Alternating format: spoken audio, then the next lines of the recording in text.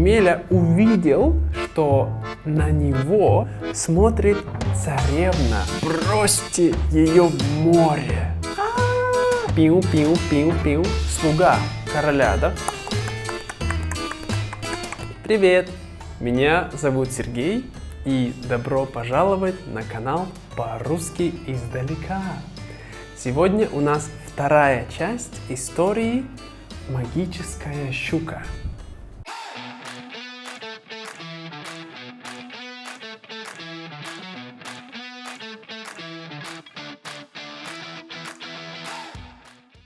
Емеля едет на печке к царю, да? Он едет по дороге. Царь, он смотрит из окна своего дворца, и он говорит, что это такое? И слуга, да, помощник царя, он говорит, это Емеля к вам едет на печке. Когда Емеля подъехал к царю, царь говорит, ну что, Емеля, много людей на тебя жалуются, да? Жалуются, что «О, Емеля плохой, нехороший, он все это делает», да? Жалуются. А Емеля говорит, это их проблемы, не мои проблемы. Вот. И Емеля увидел, что на него, да, на Емелю смотрит царевна, да? Это царевна как принцесса, дочь царя, царевна. Она смотрит на него из окна, да, такое. Емеля увидел ее и говорит, по щучьему велению, по моему хотению, пусть принцесса меня полюбит, да.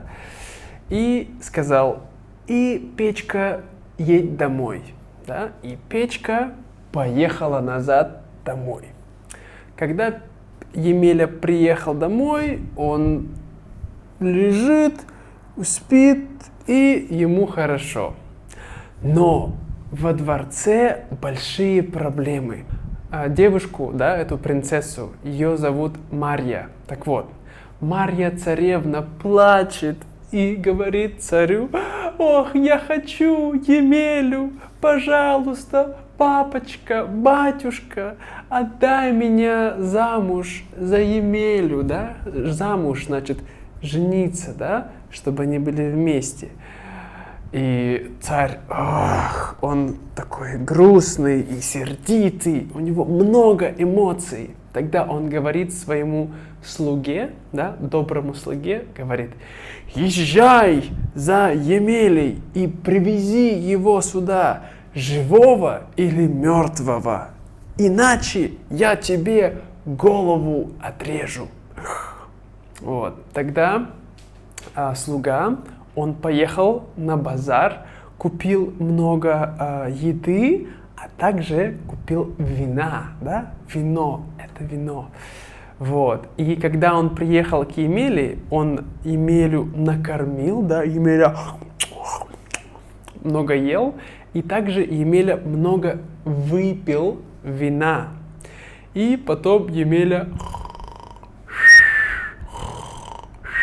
уснул. Тогда помощник короля, царя, он взял Емелю, положил к себе в сани и отвез его к царю во дворец. И когда он приехал во дворец, то царь говорит, этого Емелю положите в бочку, да, это бочка. И также он положил туда Марью царевну, его дочку. Как он мог это сделать, я не знаю, но такая сказка, да. Он говорит, положите Емелю в бочку и Марью царевну тоже в бочку, закройте в бочку и бросьте ее в море, да, море. Ужас. Вот. И так и сделали. Положили Емелю в бочку, положили царевну в бочку, закрыли их вдвоем и бросили в море. Емеля в бочке все еще спит, потому что он пьяный, да? Пьяный. Он выпил много вина.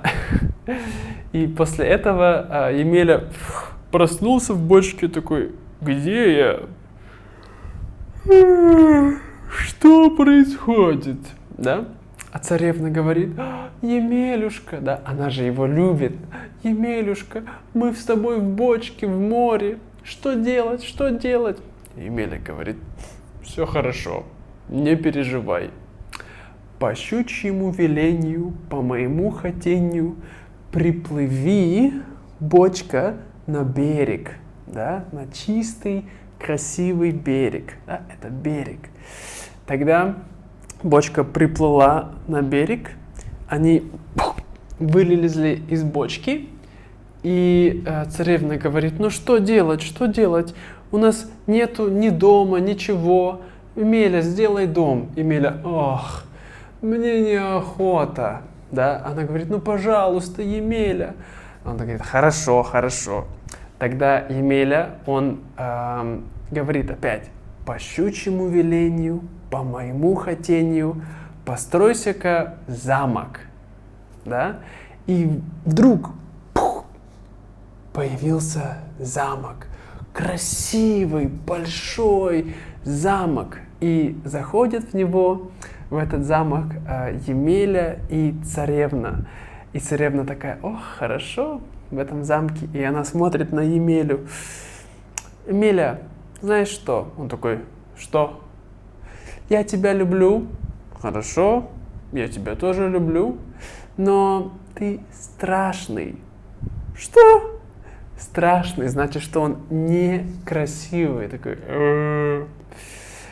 пожалуйста, ты можешь сделать себя красивым? Он такой, ах, хорошо. Вот. И Емеля опять говорит, по щучьему велению, по моему хотению, сделай-ка меня красивым. И Емеля стал просто, я не знаю, супер красивым, как Брэд Питт, да? Такой, эй, детка. Вот. После этого царевна смотрит такая, у нее в глазах такие сердечки, такие пиу-пиу-пиу-пиу, да? И стали они вместе жить в этом красивом замке с Емелей, и они очень счастливые. Однажды едет на лошади слуга короля, да? И он видит этот замок, и он потом приезжает и говорит царю, что он видел большой красивый замок. А царь говорит, кто построил, да, построил замок на моей земле и меня не спросил? И он говорит, поезжай, спроси, кто это? Слуга приезжает к замку, говорит, здравствуйте, кто вы? Он говорит, ну, я здесь живу. А почему? Если царь хочет меня видеть, пусть он сам приезжает. Тогда царь сел, да, на лошадь вместе с слугой, и они поехали к Емеле, да? Когда они приехали к Емеле, они его не узнали, да, потому что лицо Емели теперь другое, да, он выглядит как Брэд Питт, как принц Чарминг, да, вот, и он их приглашает, угощает, и он говорит, ох, как у вас хорошо, и потом выходит его дочка, и он такой, Марья царевна, и он тут понял, что этот человек, это был Емеля. Тогда он говорит, о, извините меня, простите, пожалуйста, да. Царь испугался, потому что он подумал, что Емеля очень имеет большую магическую силу, да, магическую силу. И тогда Емеля говорит, хорошо, царь, я тебя прощу, но ты должен отдать мне свое царство, да, то есть царство — это все территория, да, вся вот земля, которая принадлежит царю, это царство. И Емеля говорит, я тебя прощу, если ты отдашь мне Твое царство.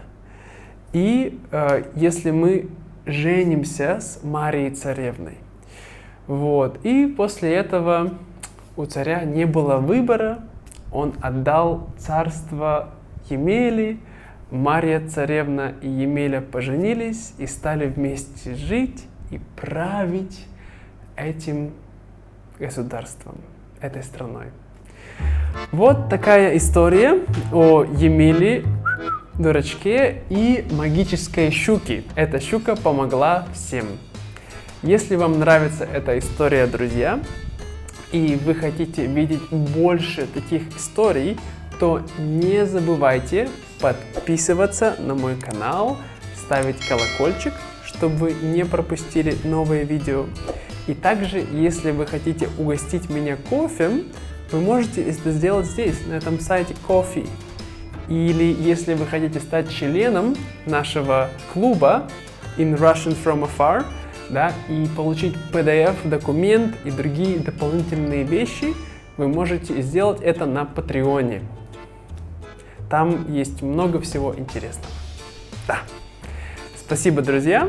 Желаю вам отличного дня и до скорого. Пока-пока.